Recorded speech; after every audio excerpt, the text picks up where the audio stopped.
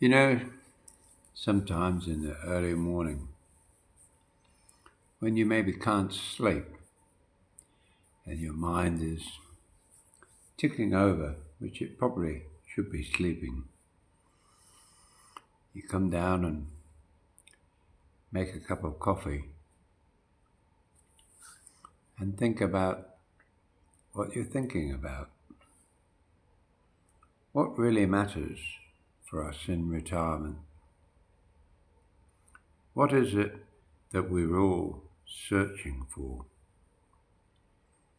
Are we actually searching or are we just stumbling along?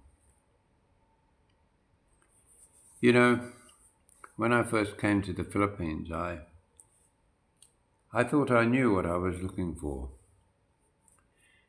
Looking for a beautiful Filipina, someone to spend the rest of my given years ahead with. I never thought that I'd be building a home. Didn't even really think about building a home. Didn't think I had enough for a start off. Then, of course, I chuckled when I realized for the first time in my life I was a true millionaire. Not that I wasn't before that time, at certain times of my life.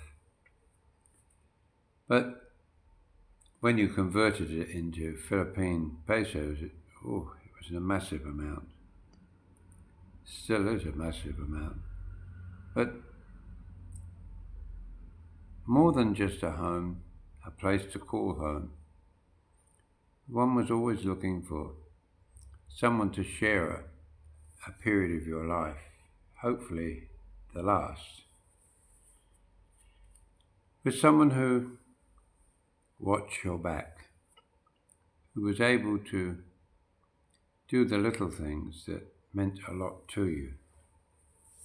Some of the things that maybe you never truly understood are important to you. Straightening up your collar, touching the back of your head, hand on your shoulder, unexpected hugs, making sure that you did take those pills when your doctor told you to. Just the little things in life. And I think that it's not a lot to ask, given that so many of us pour a lot of money into providing a lifestyle that we believe is providing a reason, a sort of return of the kindness, the caring, and the loving that can happen with your Filipino. But like all honeymoons, they temper downwards. One never really wants that to happen, but that's life itself. You know, we get to understand this horrible words, I should say. Temper, jealousy, suspicion, lack of trust. Now, of course, they'll always say to you, it's up to you to demonstrate yours for me. Then I wouldn't feel that way about you. Now, of course, I see that as a transfer of responsibility from them. It's okay to say, well, I don't trust you because you were smiling at that lady over the road a little bit too much. Well, of course, for us, it's just being pleasant, just being a neighbor. But for a Filipino, that's the start of any kind of suspicion, any kind of maybe distrust in you. And you couple that with the reality that Filipinos just love to gossip. People who you don't know, you probably never will know, will come up to your family and tell you all the latest about your foreigner husband, according to their gossip. And how do we as individuals counteract that? Because how can we stand up for what we know to be wrong, to be complete balderdash? But of course, your Filipina will always believe another Filipina. It's like when I first came to the Philippines, people used to say to me, Dada, as they called me, she's only behaving that way because she loves you. Really? I think that the Filipina, as a general rule, are very childlike, very maybe immature in many ways, in emotional sense.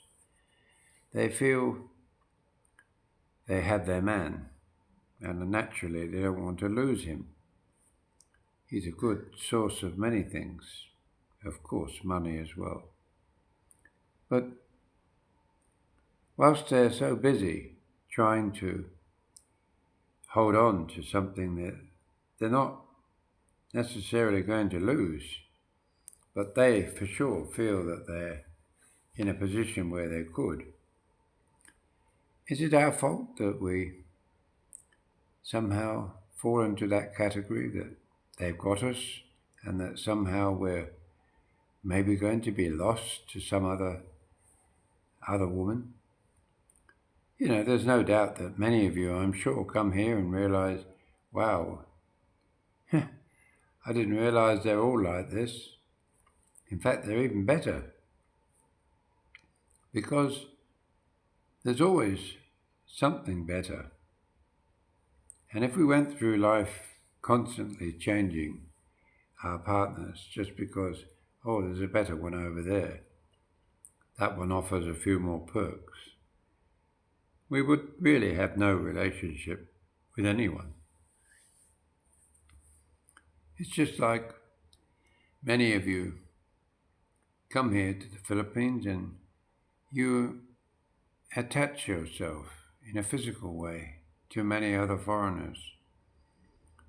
And in a way, you don't allow yourself to assimilate as well as if you maybe weren't every day in the company of foreigners. Having said that, I do enjoy chatting to foreigners online, face to face, on a regular basis. I do that because it keeps my English at a level above pidgin English, like we go to shop now, instead of are we planning to go anywhere, darling? Are we going anywhere, sweetie? Or whoever we call them. It's just I don't think necessarily surrounding ourselves with like-minded people on a daily basis is a good thing. To just be able to be a Filipino here. I know we'll always be an alien, a foreigner, but we need to just be one of the guys, which of course again we won't ever be. But it's good to have my early morning walk or my evening walk to reconnect with those that say hello to me on a regular basis. It shows that I'm friendly to them and I appreciate their friendliness back. It builds up a feeling of safety and security around you when you know those who are in your vicinity.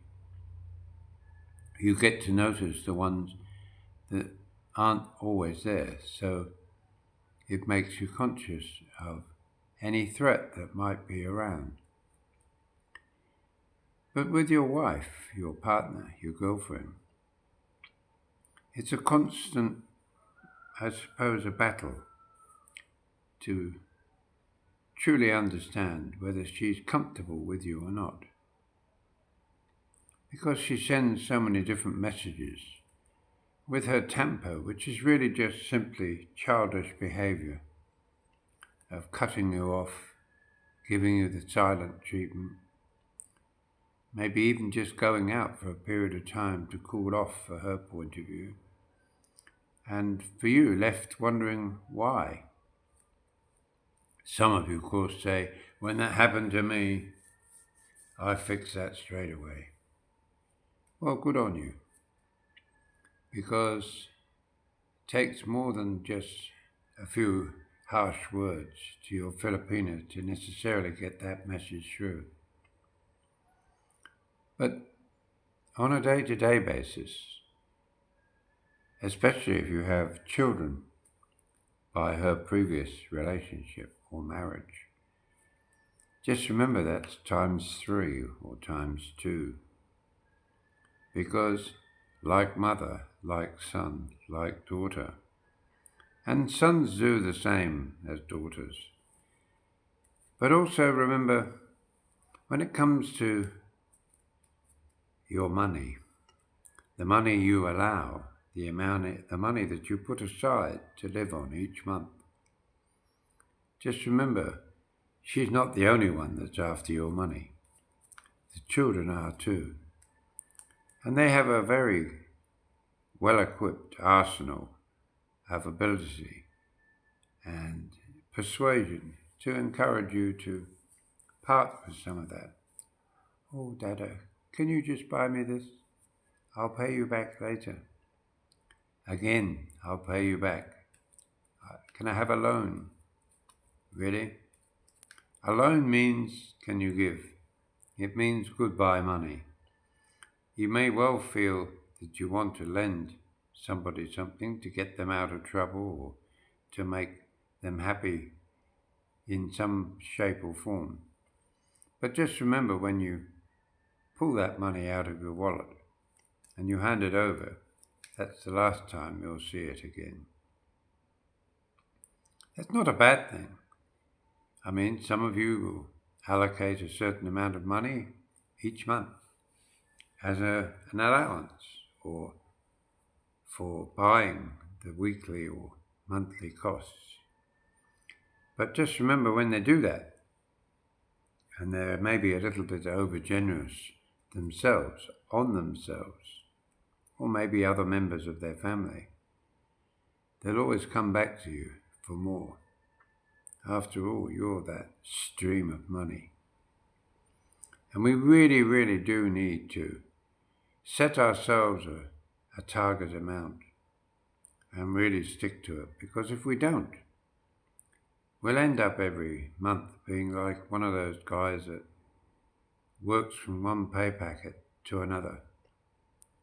I always like to try and think that it's possible in today's world here in the Philippines, providing you have a frugal approach to life. After all, when you're on a pension, you're on retirement, there's no more money unless you've got an online extra income, like Stephen does with Cambly.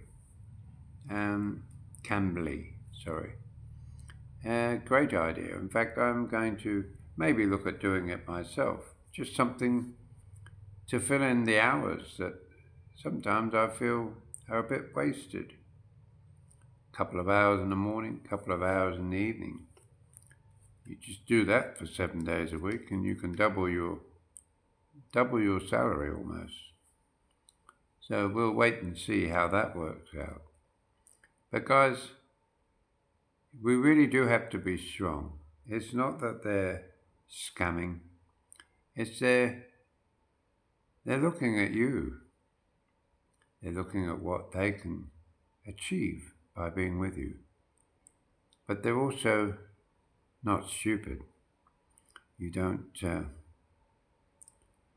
bite the hand that feeds you.